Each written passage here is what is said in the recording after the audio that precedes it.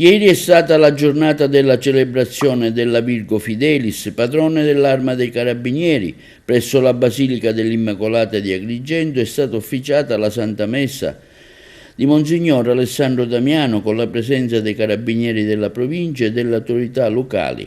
Al termine, presso l'adiacente conventino Chiaramontano, è stata inaugurata la mostra fotografica dal titolo Virgo Fidelis, l'Arma dei Carabinieri e il culto della Madonna nel territorio di Agrigento, realizzata dal fotografo agrigentino Massimo Palamenghi. La mostra ha visto coinvolti l'Arma dei Carabinieri, l'Arcidiocesi di Agrigento ed è la prima di una serie di iniziative volte a valorizzare questo luogo intriso di storia, fede e cultura.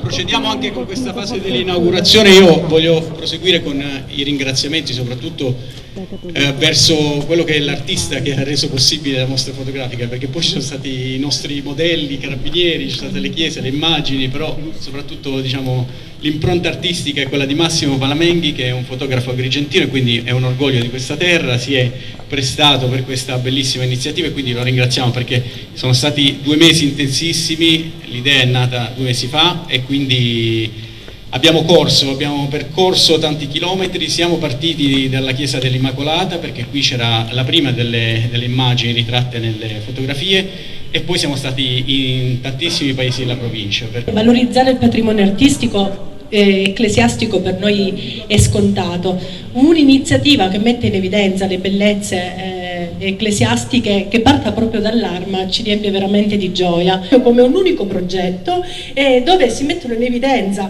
non soltanto il patrimonio storico.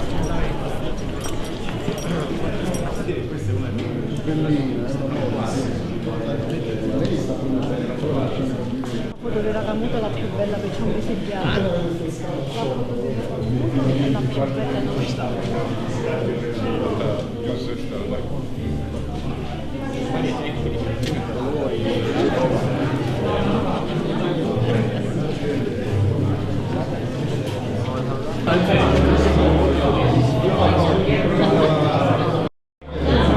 E anche questo.